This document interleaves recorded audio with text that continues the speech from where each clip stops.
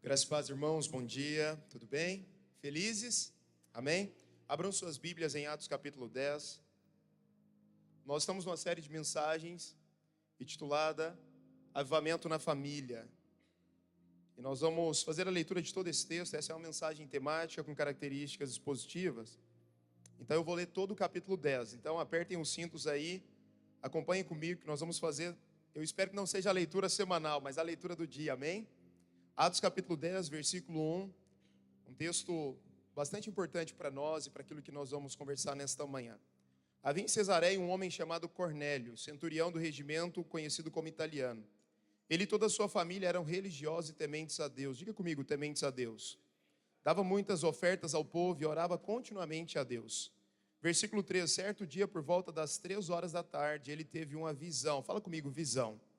Viu claramente um anjo de Deus que se aproximava dele e dizia: Cornélio. Imagine só em algum momento da tua vida o anjo do Senhor aparecendo a você e chamando pelo teu nome. Cornélio teve essa experiência. Alguém já teve essa experiência aqui nesse auditório? Chamando o teu nome, o anjo chamando o teu nome, tipo Samuel, tipo Cornélio, já? Eu não. Mas Cornélio teve essa experiência com Deus e com o anjo do Senhor.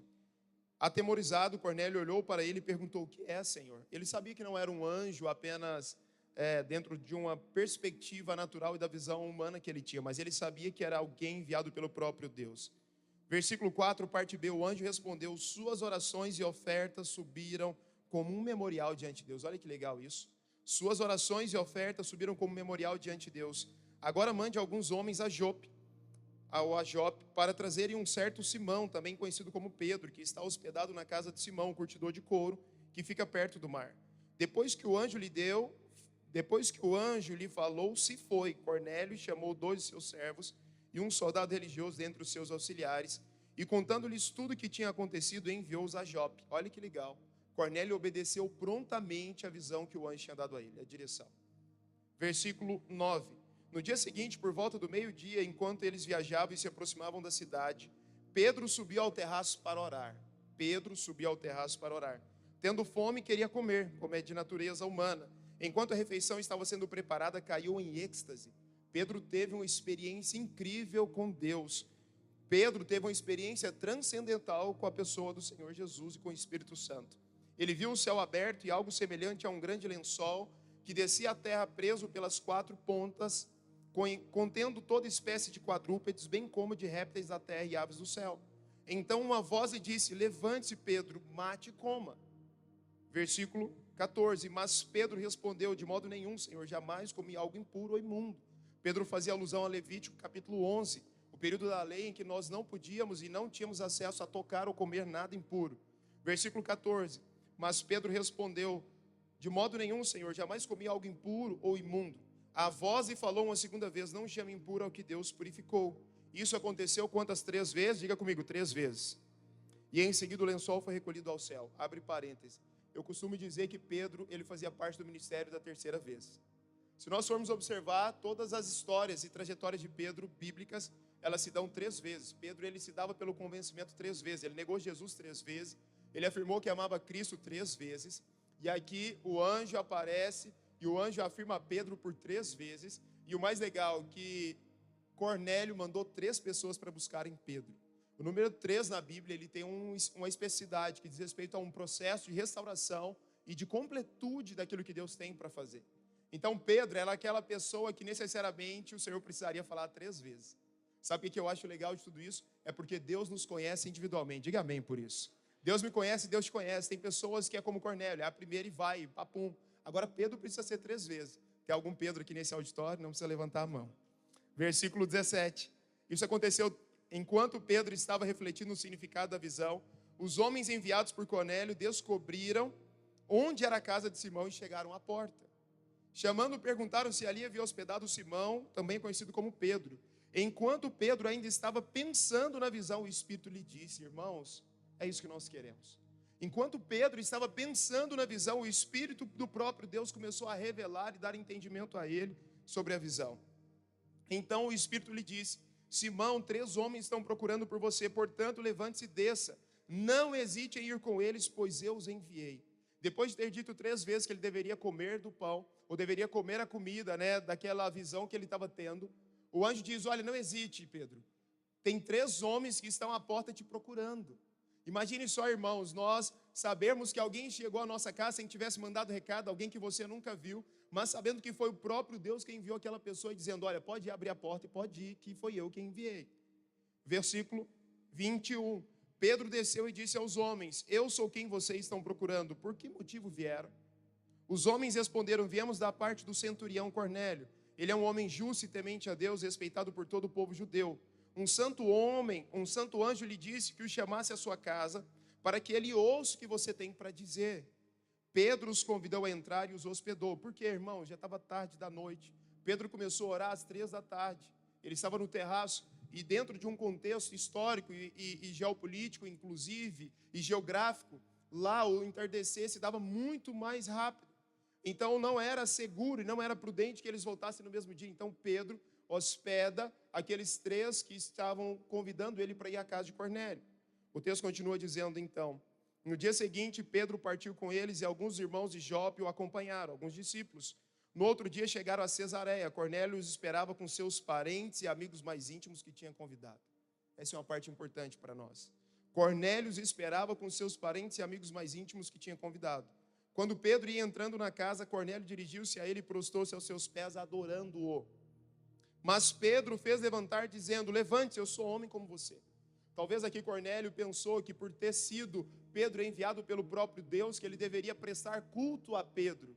Mas o que Pedro teve a percepção e entendimento: Cornélio, levante-se, coloque-se de pé. Imediatamente, porque não é sobre mim. Eu estou, na verdade, vindo aqui para carregar e trazer uma mensagem de fé, de esperança e de avivamento sobre a sua casa e sobre a sua família. Então, Pedro disse para Cornélio: levante-se agora. Conversando com ele, Pedro entrou, versículo 27, e encontrou ali reunidas muitas pessoas. E lhes disse: vocês sabem muito bem que é contra a nossa lei um judeu associar-se a um gentio ou mesmo visitá-lo. Mas Deus me mostrou que eu não deveria chamar impuro ou imundo a homem nenhum. Versículo 29, por isso, quando fui procurado, vim sem qualquer objeção. Posso perguntar por que vocês me mandaram buscar? Cornélio respondeu: há 4 dias eu estava em minha casa orando a esta hora, às 3 da tarde. De repente colocou-se diante de mim um homem com roupas resplandecentes e disse: Cornélio, Deus ouviu sua oração e lembrou-se de suas ofertas. Mande buscar em Jope a Simão, chamado Pedro. Ele está hospedado na casa de Simão, um curtidor de couro que mora perto do mar. Assim mandei buscar-te imediatamente, foi bom que tenhas vindo. Versículo 33, parte B, estamos quase terminando a leitura. Agora estamos todos aqui na presença de Deus. Diga comigo: presença de Deus. Para ouvir tudo que o Senhor te mandou dizer-nos. Então Pedro começou a falar: agora percebo verdadeiramente que Deus não trata as pessoas com parcialidade. Isso é lindo, irmãos. O Evangelho de Jesus aqui, ele estava rompendo com as barreiras da religiosidade. O Evangelho de Jesus, ele estava rompendo com as barreiras dos credos humanos. Porque dentro dos credos da religiosidade, pensava-se que o Evangelho era a mensagem do Cristo apenas para os judeus prediletos. Mas o que Deus chama Pedro, o que Deus estava trazendo para Pedro naquela visão, era o entendimento de que o Evangelho não era somente para judeus, mas o Evangelho também era para gentios e para todos. A boa notícia é que o Evangelho é para todos, incluindo para mim e para vocês. Eu vou repetir: o Evangelho é para mim e para vocês, irmãos. O Evangelho, ele não está restrito a algumas famílias. O Evangelho não está fechado para algumas casas. O Evangelho não tem famílias prediletas, não tem etnias prediletas. O Evangelho não tem realidades socioeconômicas prediletas. O Evangelho, ele é uma porta aberta para todos que desejam acessar o reino dos céus. Pedro então chega para aqueles irmãos e diz: olha, Deus não nos trata com parcialidade. Eu preciso dizer para vocês e para mim nessa manhã, eu não sei como que você chegou aqui, eu não sei como que está a realidade da tua casa, da tua família hoje, agora, mas o que eu posso te afirmar é que o Evangelho não trata nenhum de nós com parcialidade. Então o Evangelho está disponível para você, para a sua casa, para mim, para a minha casa, em nome de Jesus.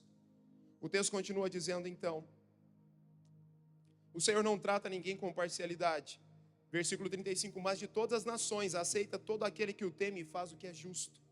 Vocês conhecem a mensagem enviada por Deus ao povo de Israel, que fala das boas novas de paz por meio de Jesus Cristo, Senhor de todos. Sabem o que aconteceu em toda a Judéia, começando na Galiléia, depois do batismo que João pregou. Como Deus ungiu a Jesus de Nazaré com o Espírito Santo e poder. E como ele andou por toda parte fazendo o bem e curando todos os oprimidos pelo diabo, porque Deus estava com ele. Versículo 39, nós somos testemunhas de tudo que ele fez na terra dos judeus em Jerusalém, onde o mataram, suspendendo-no no madeiro. Deus, porém, o ressuscitou no terceiro dia e fez com que ele fosse visto, não por todo o povo, mas por testemunhas que designara de antemão, por nós que comemos e bebemos com ele depois que ressuscitou dos mortos. Versículo 42, ele nos mandou pregar ao povo a mensagem e testemunhar que foi ele que Deus constituiu juiz de vivos e de mortos. Todos os profetas dão testemunho dele, de que todo que nele crê receba o perdão dos pecados mediante o teu nome. Versículo 44. Essa eu acho que é uma oração para nós e é uma mensagem para nós. Enquanto Pedro ainda estava falando essas palavras, o Espírito Santo desceu sobre todos os que ouviram a mensagem. Sabe o que eu creio? Eu creio que nós somos essa igreja. Nós somos esse povo ao qual, enquanto a mensagem está sendo pregada, o Espírito Santo está descendo sobre nós, sobre as nossas famílias. Nós não precisamos preparar um ambiente ou uma liturgia que diga, agora é o momento do Espírito Santo descer, não. Enquanto a mensagem do Evangelho está sendo pregada, propagada em nossas casas, em nossas famílias, em nossas realidades, em nossos encontros, o Espírito Santo ele é derramado imediatamente. Versículo 45, os judeus convertidos que vieram com Pedro ficaram admirados de que o dom do Espírito Santo fosse derramado também sobre os gentios, pois os ouviam falando em línguas e exaltando a Deus. Versículo 46 e 47, para terminarmos a leitura. A seguir, Pedro disse, pode alguém negar a água, impedindo que esses sejam batizados? Eles receberam o Espírito Santo como nós. Então ordenou que fossem batizados em nome de Cristo Jesus. Depois pediram a Pedro que ficasse com eles alguns dias. O tema dessa mensagem é avivamento começa em casa. Ao lermos esse texto, nós temos uma convicção e um entendimento. Que o avivamento bíblico, ele começa sempre nas casas. O avivamento bíblico, ele diz que a transformação do mundo, ele aponta que a transformação do mundo começa com um coração e começa muitas vezes com lares rendidos e dispostos a buscar a Deus. Muitas vezes nós ficamos esperando avivamento dependendo de pessoas, dependendo de lugares. Mas esse texto de Atos capítulo 10, ele nos traz alguns ensinamentos de que nós podemos olhar para a vida, para a casa e para a família de Cornélio entendendo que avivamento começa em casa. Avivamento começa com aquilo que fazemos, com aquilo que somos e com aquilo que cremos, no particular, no privado.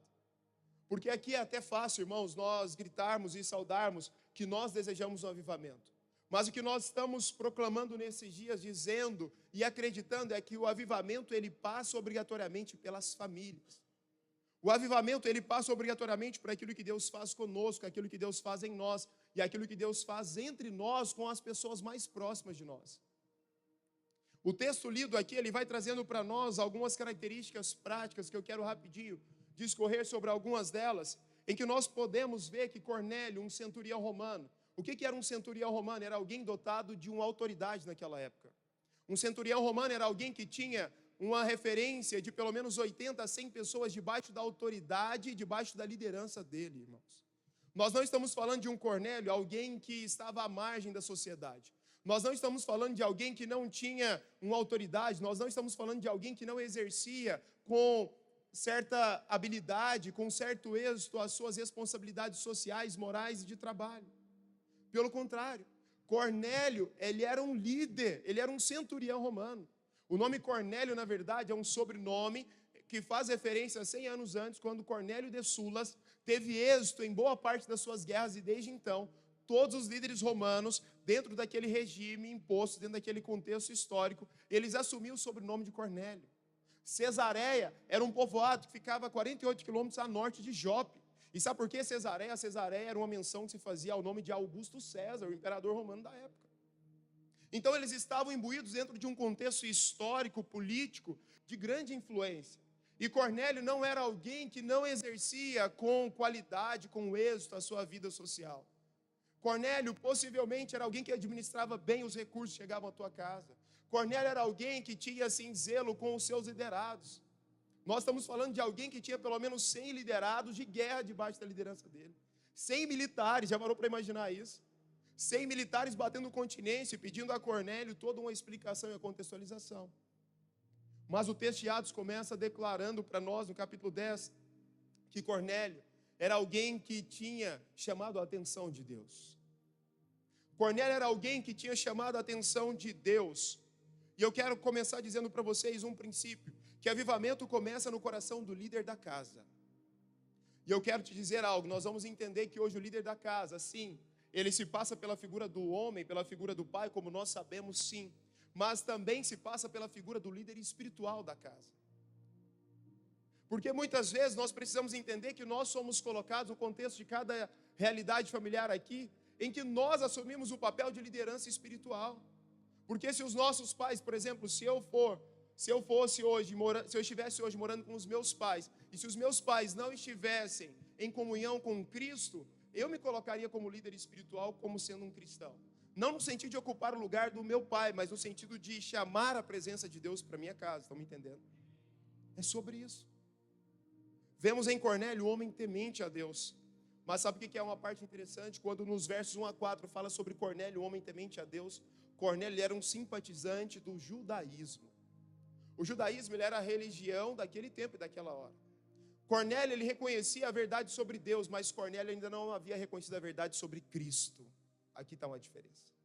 Avivamento nas famílias passa necessariamente por ter um coração de um líder rendido e apaixonado e desejoso por viver um avivamento em Deus, mas com Cristo dentro de si mesmo. Cornélio ele precisou entender que embora fosse gentil, embora a sua busca fosse sincera, embora ele ofertasse, embora ele fosse generoso com as pessoas, generoso com os seus soldados, com os seus liderados, ainda faltava algo para Cornélio, que era ser avivado.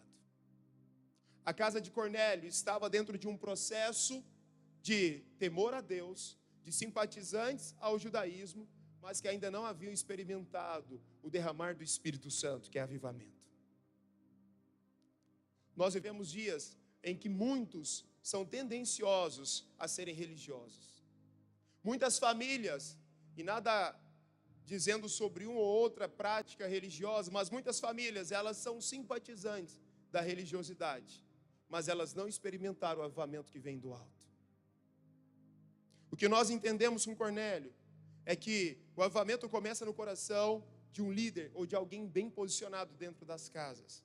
Alguém que deseja buscar Deus de maneira voluntária. Alguém que deseja buscar a Deus de maneira intensa. Alguém que deseja uma transformação espiritual para a sua casa, para a sua família e para os seus. Quantos querem isso para a sua casa? Quantos querem isso para a sua família? Porque avivamento fala sobre o Espírito Santo de Deus vir sobre nós. Avivamento fala sobre uma busca íntegra da pessoa de Cristo Jesus. Avivamento fala sobre oração, sobre fidelidade, sobre temor, mas sobre sermos cheios do Espírito Santo. E eu quero contextualizar, porque talvez para nós, talvez você fale assim, Marcos, mas quando nós olhamos para a história de Cornélio, tudo bem, ele foi incrível, a história dele inclusive está contada na Bíblia, me dê exemplos dos nossos dias, tudo bem. Eu separei 2 exemplos para trazer para nós. O primeiro deles de uma mulher chamada Susana. O sobrenome dela talvez vocês conheçam, Susana Wesley. Quantos já ouviram falar sobre Susana Wesley? Mãe de John e Charles Wesley. John Wesley é considerado como um dos grandes precursores do avivamento que aconteceu na Inglaterra no século XVIII. John Wesley nasceu em 1703. Susana Wesley foi a 24ª filha de 25 irmãos. Os pais de Susana eram pais devotos e tementes a Deus. Quando Susana se casa com Samuel Wesley, ela recebe uma mensagem, ela recebe o entendimento que ela deveria ser a propagadora da mesma mensagem de Cristo Jesus para os seus filhos. E talvez entendendo toda a completude do Evangelho e também de Gênesis em diante, ela teve 19 filhos. Não se contentou em ter somente 3, 4, como nos nossos dias. John Wesley era o 14º filho dessa família. E John Wesley e Charles Wesley, eles aprenderam com Susana Wesley o que era viver uma vida e uma casa que era avivada pelo Espírito Santo. Os escritos do próprio John Wesley registram que eles tinham um combinado dentro de casa, com uma mãe com 19 filhos. Estou encurtando a história. Que todas as vezes que eles viam Susana Wesley com um avental na cabeça, eles sabiam que ela estava tendo o tempo dela de comunhão com Deus. E sabe quanto tempo que durava isso? 2 horas por dia. Todos os dias, Susana Wesley, na madrugada, ela tirava 1 hora da madrugada para ter tempo de comunhão com Deus, porque ela sabia o que ela queria derramar sobre os filhos dela. E todos os dias, pela noite, ela tirava mais 1 hora. E o combinado em casa era o seguinte: filhos, se vocês me verem com avental sobre a cabeça, vocês só me chamem a atenção, só me importunem, se for algo de vida ou morte. Nós estamos falando de uma mãe de 19 filhos. Só que a história deles é uma história ainda muito mais eloquente, porque nós vemos que quando eles estavam, John Wesley ainda uma criança muito pequena, eles estavam na casa que eles moravam, os 19, a casa começa a pegar fogo, todos estavam dormindo, a irmã mais nova, Hate, ela percebe o fogo, ela dá um grito, e todos conseguem sair. E quando Samuel Wesley e Susana Wesley saem, começam a contar, 1, 2, 3, 4, 5, 6, 7, 8, 9, 10, chega no 18, chega no 19, cadê John? John não estava. John ficou dentro da casa, e fogo pegando na casa toda. E eles começaram a ficar desesperados. Samuel Wesley e Susana Wesley conta a história, os registros históricos. Eles colocam de joelhos, a vizinhança toda se aproxima, porque sabiam que eles eram uma família de oração. E começam a clamar: Deus, faça algo para salvar John, faça algo para salvar John. E o que acontece? Naquele momento, a casa era uma casa de 2 andares, até para suportar 19 filhos, né, gente? E ainda os vizinhos, os amigos chegavam. E aí, eles veem John Wesley, um pequeno, na janela. O que conta a história? 3 vizinhos fizeram o seguinte: um subiu no ombro do outro, o outro subiu no ombro do outro, e o terceiro conseguiu salvar John Wesley. Quando John Wesley é salvo, Susan Wesley e Samuel Wesley estavam de joelhos, e eles começam a dizer: Senhor, o Senhor tirou uma tocha do fogo, por isso nós vamos consagrar John Wesley, ele vai ser uma tocha para esse tempo. E não por acaso, nós hoje estamos contando a história de John Wesley. Charles Wesley, irmão de John Wesley, boa parte dos hinos clássicos e históricos que nós cantamos vieram dos escritos, das composições de Charles Wesley. Mas eu estou te contando essa história por quê? Porque havia no coração de um pai e de uma mãe um desejo ardente de gerarem um avivamento, começando pela casa deles. Eles tinham um compromisso radical de, assim como Cornélio, de não apenas se contentarem com aquilo que eles já haviam experimentado, eles buscavam fervorosamente. Susana Wesley, ela tinha um compromisso de educar os seus filhos até os 5 anos para que eles aprendessem o alfabeto, porque eles eram de uma minoria e de uma baixa condição de renda para manter os filhos nas escolas. Então eles conseguiam enviar os filhos. A história conta que John Wesley foi para a escola somente com 11 anos. Mas com 5 anos ela tinha um hábito, que era até os 5 anos ela precisava alfabetizar todos os filhos. E sabe o que ela ensinava eles primeiro a ler? O primeiro versículo da Bíblia. Gênesis capítulo 1, versículo 1. Todas as semanas eles tinham um culto doméstico. Todas as semanas eles dedicavam tempo. E as pessoas vinham da circunvizinhança para conhecer a história daquela família. Eu estou te dizendo isso, meus irmãos, porque Samuel Wesley, o pai, ele era pastor missionário, e muitas vezes ele saía e ficava até, porque naquela época não tinha meios de transporte como os nossos, não tinha aviões, não tinha veículos automotores, não, era a cavalo ou a pé. E conta a história que muitas vezes Samuel Wesley ele ficava de 30 a 32 semanas fora de casa, porque Deus dava uma missão para ele levar o evangelho para uma aldeia, para uma comunidade. Mas naquele percurso, Susana Wesley, ela assumiu o compromisso de continuar mantendo a chama acesa dentro de casa.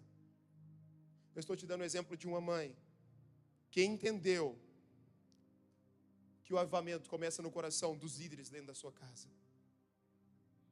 Um segundo princípio que nós aprendemos dentro do texto é que com Cornélio, o avivamento se espalha na casa quando o testemunho é vivo. Dos versículos 5 ao 8, nós vemos aqui, olha, o texto diz: agora mande também alguns homens a Jope para trazerem certo Simão, também conhecido como Pedro, que está hospedado na casa. Depois que o anjo lhe falou, Cornélio chamou 2 de seus servos e um soldado religioso dentre seus auxiliares, e contando tudo o que lhe tinha acontecido, enviou-os a Jope. Sabe por que Cornélio não tinha dificuldade de enviar, de dar comandos e de ensinar o caminho ou de fazer um pedido? Porque Cornélio vivia um exemplo de uma fé autêntica. Cornélio ainda não havia experimentado o Espírito Santo, mas Cornélio vivia um testemunho vivo.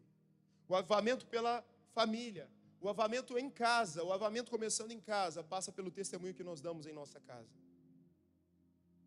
E aqui eu estou falando para jovens, estou falando para adultos, estou falando para senhores e senhoras com muito respeito. Qual tem sido o nosso testemunho dentro da nossa casa? As pessoas que sentam nas nossas mesas, as pessoas que ouvem as nossas conversas, as pessoas que partilham das nossas histórias, elas são inspiradas por nós e elas desejam ter a mesma fé que a nossa. Os nossos filhos, para quem são pais, eles desejam ter a mesma fé que você tem em Jesus. E vocês que são filhos, os seus pais desejam ter a mesma fé que você tem em Jesus. Eu me lembro de um jovem que eu acompanhei ele mais de 10 anos. E ele se converteu e os pais dele estavam afastados do Senhor. E eu me lembro que uma das grandes crises desse jovem é porque muitas vezes quando nós passávamos desafios de gerar algum ambiente de avivamento em casa, eu me lembro de um período que nós lançamos um desafio e dizíamos, olha, nós temos um desafio, uma vez por semana você vai promover um culto de avivamento dentro da sua casa. E eu me lembro que esse jovem, muitas vezes ele lia a Bíblia às madrugadas, mandava entendimentos, desentendimentos bíblicos às madrugadas, e eu entendia que era a forma dele, era o tempo dele. E um dia ele mandou, pastor, como que eu vou fazer esse desafio? Porque eu não sei como que eu vou fazer, porque os meus pais não são cristãos, ou na verdade eles já até foram, mas hoje eles estão muito distantes da fé. Eu disse, olha, nesse momento você pode ser a chama que vai trazer avivamento sobre a sua casa. E eu disse para ele, tu tem uma estratégia, chega para os seus pais, diga o seguinte, pai, mãe, eu estou orando pela nossa família todos os dias. Eu gostaria de saber qual é o pedido de oração de vocês, qual é o alvo. Tem alguma meta de oração? Eu duvido que os seus pais não vão rasgar o coração e vão te dizer algo que eles querem que você ore. E esse jovem assim o fez. Na primeira vez, o pai e a mãe disse, o pai ficou mais com o coração aberto, a mãe um pouco arredia. Na segunda semana, foi um processo de 4 semanas, gerando avivamento nas casas de adolescentes e jovens naquela época. E eu me lembro que na 4ª semana, o pai e a mãe dele chegou e falou assim, filho, já que você está orando por nós todos os dias, o que você acha de você ler um texto e fazer uma oração conosco todos os dias, juntamente com a sua irmã em casa? Eu estou dizendo isso porque não importa a idade que você tem. Agora, o coração que você tem, o desejo que você tem, isso vai importar muito. Quantos querem trazer avivamento para a sua casa e para a sua família? Avivamento começa dentro de casa, irmãos. Avivamento se espalha quando o testemunho é vivo. O avivamento não acontece apenas em palavras. Ele começa quando o testemunho pessoal é vivo e genuíno. O exemplo de vida cristã tem um poder transformador de nossas casas. É um exemplo, irmãos. É aquela famosa frase que tem sido postada todos os dias, mas nós carregamos ela de fato. Que as palavras falam e marcam, mas o exemplo ele faz o quê? Ele arrasta. Eu vou te perguntar. O teu exemplo e o meu exemplo tem arrastado para uma vida de avivamento? O teu exemplo, a tua fé, a tua paixão por Deus, o teu compromisso com o Senhor, a tua vida de generosidade, a tua contribuição com as ofertas. Porque eu vejo muitos pais querendo ensinar os filhos a ofertarem, querendo que os filhos leiam a Bíblia, mas os pais não leiam a Bíblia. Muitos pais querem que os filhos sejam generosos na oferta. E nós estamos falando que as palavras marcam, mas o exemplo arrasta e não vê o pai ofertando, irmãos. Como assim? Entende isso? Não tem como nós falarmos sobre avivamento que vai mudar a cidade, ou que vai mudar a sociedade, se ele não começar dentro da nossa casa. Se ele não começar como com o Cornélio, cara, nós temos que resolver os nossos B.O.s ali dentro. Nós temos que colocar as coisas no devido lugar ali dentro. O avivamento em nossa casa, ele começa quando somos testemunhas autênticas do Evangelho de Jesus. Terceiro princípio que eu aprendo com esse texto, com a história de Cornélio. O avivamento começa quando a palavra de Deus é pregada. O avivamento não tem a ver com gritos. Ainda que existam manifestações do Espírito Santo que nós muitas vezes não vamos ter controle e domínio, porque é o Espírito Santo, amém? Mas avivamento não tem a ver com gritos somente. Avivamento tem a ver com pregação da palavra de Deus. Avivamento tem a ver, o que Pedro faz quando ele chega na casa de Cornélio, irmãos? Ele não chega para jogar dado com Cornélio e com os amigos. Pedro não chega para chamar Cornélio para jogar dama. Pedro não chega na casa de Cornélio para perguntar se Cornélio queria uma estratégia para liderar melhor os seus soldados que estavam debaixo da sua liderança, os seus centuriões, ainda que isso fosse importante. Porque eu creio no Evangelho que ele transcende esse lugar, transcende aquilo que nós somos e cremos, ele transcende aquilo que nós manifestamos também. Mas o que Pedro chegou e foi levar para a casa de Cornélio foi um avivamento e começou, sabe como? Com a pregação da palavra. Fala comigo, palavra de Deus. Tudo que não vem da palavra de Deus não tem nada a ver com avivamento. É movimento, é modismo, é temperança humana. Nós ficamos muitas vezes tentando colocar os nossos sabores e acreditamos, não, as nossas famílias estão avivadas, porque nós temos uma foto bonita no quadro e que está todo mundo batendo palmas e está dando like, está dando comentários. Isso é lindo, mas a pergunta é, as nossas famílias estão avivadas? Tem palavra de Deus nos nossos filhos? Tem palavra de Deus nas nossas mesas? tem palavra de Deus nos nossos casamentos, tem palavra de Deus entre irmãos. Eu não tive dificuldade de lidar com irmãos, porque eu sou filho único, né? Então tem histórias que eu não sei, mas para quem é irmão, a maioria aqui, a pergunta que eu te faço é: você vive a Bíblia na relação com seus irmãos? Porque senão, irmãos, não tem nada de avivamento. Tem movimento, avivamento não. Porque nós precisamos entender que o evangelho que provoca o avivamento é o evangelho baseado na palavra de Deus. E é tão lindo porque Pedro pergunta, ainda que ele já soubesse qual era a missão que Deus tinha dado para ele, uma visão. E aqui eu quero fazer um outro comentário. Pedro era um cara tão legal, porque eu acredito que nós damos o que nós temos. Amém? Pedro, ele foi gerar avivamento na casa, ou ele foi um instrumento de Deus, melhor, para provocar e para levar a mensagem do evangelho e para ser um catalisador do avivamento na casa de Cornélio. Sim ou não? Como nós lemos aqui. Foi ou não foi? Foi. Pedro é o apóstolo dos gentios. Ele não só foi com Cornélio, depois de Cornélio, como diria, ele abriu a porteira. Vamos embora, gente. É tudo nosso e nada deles, vamos embora. É todo mundo. O evangelho é para todos, sem imparcialidade. Vamos embora, gentios. Quem quer? Quem quer? Quem quer? Vamos embora, vamos embora, vamos embora. Só que tem um detalhe. Pedro, ele tinha sido avivado antes. E a casa de Pedro tinha sido avivada antes. Quer uma prova disso? Na casa de Pedro, pastor, como que você está falando? Você sabe se Pedro era casado? Pedro era casado ou não, irmãos? Era. Fala o nome da mulher de Pedro na Bíblia? Não. Mas a Bíblia fala em Mateus capítulo 8, a partir do versículo 14, que Jesus curou quem? A sogra de quem? Sogra de Pedro. Se Pedro tinha sogra, quer dizer que Pedro era casado. Quer uma prova que Pedro era avivado, irmãos? Até a sogra dele foi curada, irmãos. Olha que bênção. Quantos tem sogra aqui? Eu tenho minha sogra aqui, que é uma bênção na minha vida. Quantos tem sogra? Ora pela sua sogra, ora pela sua sogra. Isso é uma bênção. Sogra é uma bênção na vida. Se não fosse a minha sogra, se não fosse a sogra da Maiara, o que seria de nós? Né? O que seria de nós na missão? Irmãos, Pedro tinha sido avivado, essa é a realidade. Pedro foi levado, ele recebeu a visão, ele foi imbuído por uma missão, e ele foi catalisador do avivamento na casa de Cornélio, mas porque ele tinha sido catalisado na sua casa antes. Sabe o que é o legal? É que o avivamento ele começa com a palavra de Deus. Mas quarto, ele solidifica quando o Espírito Santo é derramado. O Espírito Santo ele é derramado. Não entendi.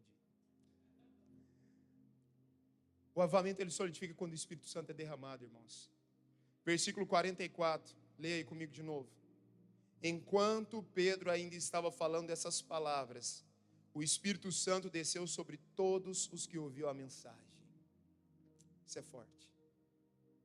Essa é a oração que eu tenho para minha casa, para os meus filhos, e a oração que eu quero deixar para vocês. Que enquanto nós estivermos pregando a palavra, o Espírito Santo comece a ser derramado. É sobre esta igreja, é sobre cada GR. Enquanto nós estivermos reunidos nas casas, nas praças, nos parques, enquanto a palavra estiver sendo pregada, o Espírito Santo começa a ser derramado. O Espírito Santo, ele é resultado da exaltação ao Deus único e suficiente, Jesus Cristo. E ele vem como manifestação do poder de Deus. E quando o Espírito Santo vem, irmãos, coisas incríveis acontecem. Quando o Espírito Santo vem sobre casas, famílias, histórias, negócios, relacionamentos, sonhos, projetos, medos e angústias, tudo é colocado no devido lugar. Atos capítulo 8, versículo 1 diz: mas receberão poder quando o Espírito Santo descer sobre vocês, e serão minhas testemunhas em Jerusalém, em toda a Judéia, até os confins da terra. Somente com o Espírito Santo conseguiremos receber poder e sermos testemunhas leais de Cristo Jesus. Romanos 8, 11 diz: e se o Espírito daquele que ressuscitou a Jesus dentre os mortos habita em vocês, aquele que ressuscitou a Cristo dentre os mortos também dará vida aos seus corpos mortais, por meio do seu Espírito em que vós habita. Nós temos vida, mesmo quando parecemos estar mortos. 1 Coríntios capítulo 12, versículo 7. A cada um, porém, é dada a manifestação do Espírito para o bem comum. Pois a um é dada pelo Espírito a palavra de sabedoria, a outra a palavra de conhecimento segundo o mesmo Espírito, a outra a fé pelo mesmo Espírito, a outra os dons de curar pelo mesmo Espírito, a profecia, a outro discernimento de espíritos, a outra variedade de línguas, mas um só e o mesmo Espírito realiza todas essas coisas. Os variados dons que nós recebemos são manifestações do Espírito Santo em nós. Esses dons, eles ganham força, eles ganham vitalidade, eles ganham projeção quando eles são dotados do poder do Espírito Santo. Gálatas capítulo 5, versículo 22 e 23. Mas o fruto do Espírito é amor, alegria, paz, paciência, bondade, fidelidade, mansidão, domínio próprio. Contra essas coisas não há lei. Ei, sabe quando é que o avivamento chega em casa? Quando nós somos amorosos de verdade com os nossos, dentro da nossa casa. Eu não confio em pessoas que são amorosas com pessoas fora de casa, que não são dentro de casa. Eu não confio em pessoas que esbanjam alegria nas ruas, mas chegam em casa, eles estão borocochô. Eu não acredito. Isso é só movimento, é só barulho. Eu não acredito em pessoas que são pacientes com os de fora, mas não exercem paciência dentro de casa. Porque a verdade do fruto do Espírito é paciência, fidelidade, mansidão. É domínio próprio. Por isso, os nossos relacionamentos, eles vão ficar muito mais fáceis. Sabe como é que é o avivamento que acontece dentro de uma casa? É quando pais e filhos sentam na mesa e se respeitam e se amam de verdade. Sabe o que é avivamento? É quando pais e filhos, é quando esposa e esposa dão as mãos e digam: nós vamos juntos passar por essa, e nós vamos estar juntos do outro lado da história. Irmãos, eu não sei vocês, eu quero não, eu vou dar tudo para ir para o céu com os meus filhos e com a minha esposa. Mas eu também quero muito, eu vou dar tudo de mim para ir para os céus com os meus pais. Quantos querem levar seus pais para os céus com você? Quantos querem levar seus irmãos? Quantos querem levar seus filhos? Quantos querem levar seus esposos, esposas? Irmãos, senão não tem avivamento. Efésios capítulo 3, versículo 16 diz: peço que segundo a riqueza da sua glória, Ele os fortaleça com poder por meio do seu Espírito no homem interior, para que Cristo habite no coração de vocês pela fé. O Espírito Santo, Ele traz sobre nós uma força no nosso interior. É o mesmo Espírito Santo que foi deixado a nós como nosso consolador. Aquele que nos consola dia e noite, noite e dia. É aquele que está conosco tanto para os sims quanto para os dãos. É aquele que está conosco nos dias que celebramos e nos dias que choramos. Mas caminhando para o fim, quinto e último princípio que eu aprendo com esse avivamento que aconteceu na casa de Cornélio, é que o avivamento genuíno, ele começa em casa, mas ele depois transcende para a comunidade. Avivamento genuíno, ele começa em casa, mas ele é vivido em comunidade. Se vocês e eu voltarmos à leitura de todo o capítulo, nós vamos ver que na casa de Cornélio, ele começou a chamar vizinhos, amigos e outros. Sabe o que é isso? Quando o avivamento chega na nossa casa, nós não conseguimos guardar isso só para nós. Quando o avivamento chega até nós, isso não se torna um fato isolado, ele começa a se espalhar através de nós. Porque sobre a casa de Cornélio foi derramado o mesmo Espírito que tinha sido derramado em Atos 2 no dia de Pentecostes. Só que em Atos 2 foi para os judeus, os discípulos, para aqueles que eram a tribo que já sabiam que o Espírito viria para eles. Mas em Atos 10 é porteira aberta, é para todos que querem o Espírito Santo. É para todas as casas, é para todas as famílias e para todos aqueles que desejam acessar. E depois disso, o avivamento começa em nós, mas ele não termina em nós. Vou repetir. O avivamento começa em nós, mas ele não termina em nós. Ele se espalha e transforma outros membros através de nós. É John Wesley. A tocha que foi tirada do fogo. É aquele que disse: algo incrível aconteceu em mim, e por isso algo incrível continuará acontecendo através de mim. O avivamento que ele começa nas nossas casas, ele é solidificado, ele é nutrido, e ele é constante, e ele é perseverante. Viver avivamento fora de casa é fácil, mas o verdadeiro avivamento, ele começa dentro dos nossos lares. Se coloque de pé no teu lugar.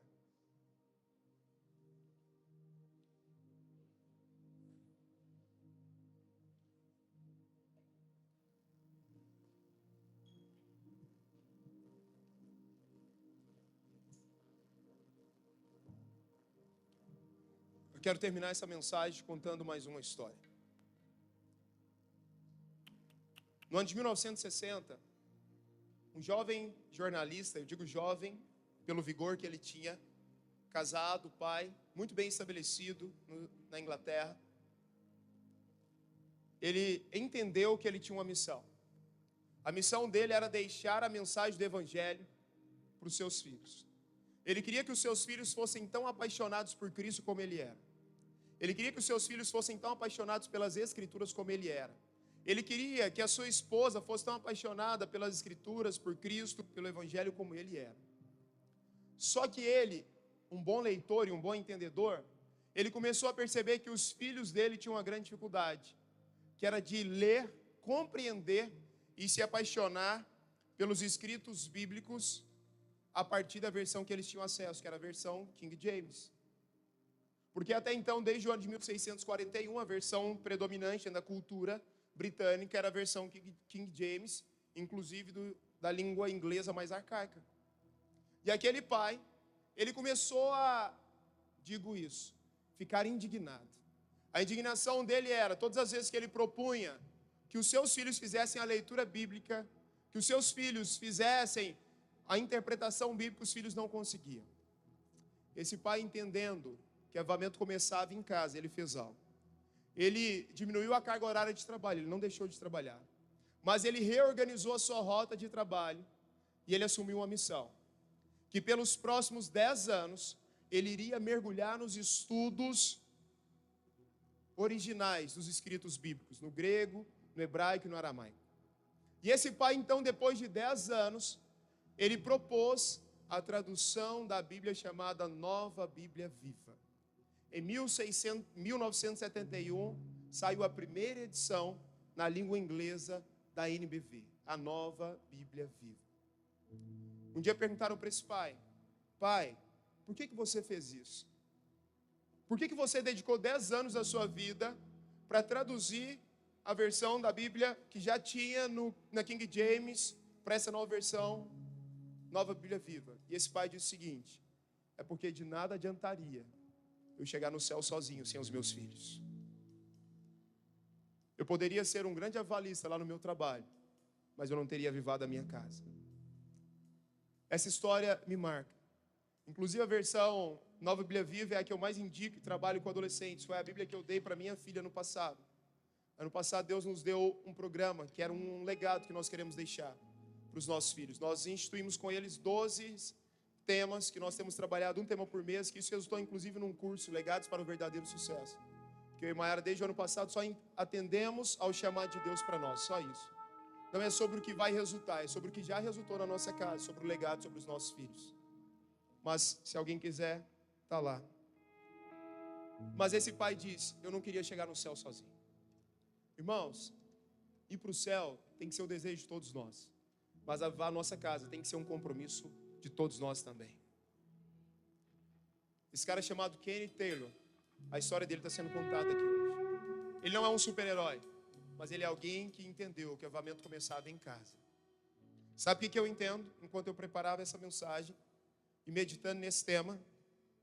É que o Senhor quer levantar entre nós Cornélios, pessoas apaixonadas pelo Senhor, mas que querem ser avivadas de fato ainda mais por Ele. E o Senhor quer levantar entre nós Cornélios, e daqui a pouco nós seremos Cornélios, mas nós daqui a pouco seremos Pedros também. Que sairemos de um lugar e levaremos o Espírito Santo, não dependendo de nós, mas no envio e na missão que o Senhor nos deu, e nós vamos chegar lá e vamos pregar a mensagem, e o Espírito Santo vai vir também. Mas eu também orava nessa madrugada, e eu vi o Senhor levantando entre nós novas Susanas Wesley aqui. Cadê as Susanas Wesley dessa casa? Eu vi o Senhor levantando entre nós novos Kenny Taylor, pais que dão a vida pelos seus filhos para que eles aprendam o poder do Evangelho e a verdade do Evangelho. Mas eu também vi filhos como aquele jovem que mesmo sozinho, ele decidiu gerar um avivamento na sua casa. Cadê os filhos que querem levar avivamento para sua casa? Irmãos, avivamento é quando o Senhor vem e Cristo se torna o Senhor das nossas vidas.